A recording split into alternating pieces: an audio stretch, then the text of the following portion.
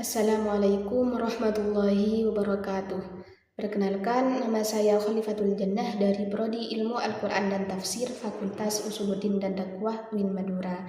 Kali ini saya akan sedikit memaparkan tentang sejarah Al-Quran pada masa Nabi Muhammad SAW. Yang pertama, penulisan Al-Quran pada masa Nabi Muhammad.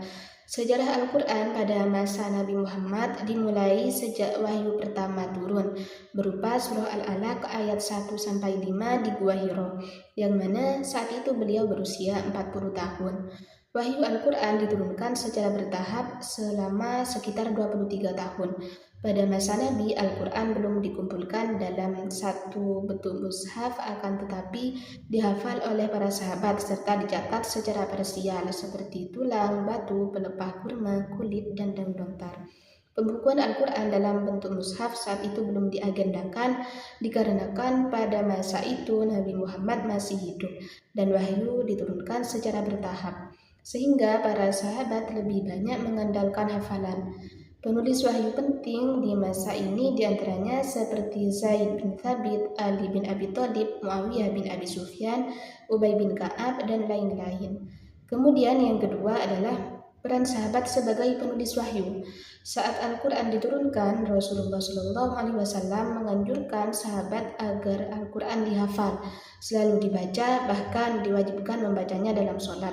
Anjuran agar Al-Quran itu dihafal adalah karena bangsa Arab pada masa itu meskipun masih tergolong buta huruf, akan tetapi mereka memiliki daya ingat yang kuat. Mereka sebelumnya terbiasa menghafal banyak syair. Sedangkan untuk penulisan Al-Quran, Rasulullah mengangkat beberapa sahabat menjadi juru tulis semua wahyu yang diturunkan kepada beliau. Di antaranya adalah Abu Bakar As-Siddiq, Umar bin Khattab, Utsman bin Affan, Ali bin Abi Thalib, dan lainnya. Alat yang digunakan saat itu juga masih sangat sederhana seperti pelepah kurma, batu, kulit, tulang, dan daun lontar. Di samping itu, Rasulullah melarang menulis apapun selain Al-Quran untuk menghindari bercampur aduknya ayat Al-Quran dengan lainnya, seperti hadis Rasulullah.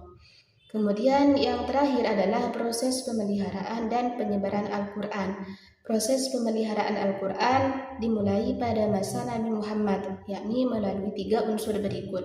Yang pertama, Nabi memerintahkan para sahabat untuk menulis wahyu setiap kali diturunkan, seperti Zaid bin Thabit, Ali bin Abi Thalib, dan yang lainnya, dengan menggunakan media seadanya, seperti tulang, batu, dan lain-lain, seperti yang sudah dijelaskan sebelumnya. Yang kedua, Al-Quran dihafalkan oleh para sahabat.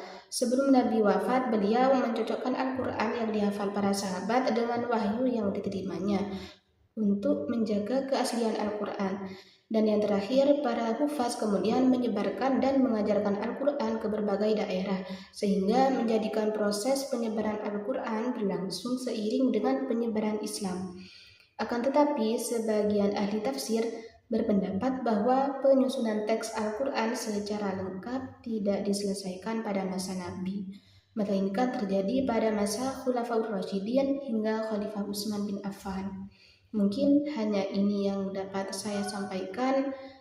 Terima kasih, semoga bermanfaat. Wassalamualaikum warahmatullahi wabarakatuh.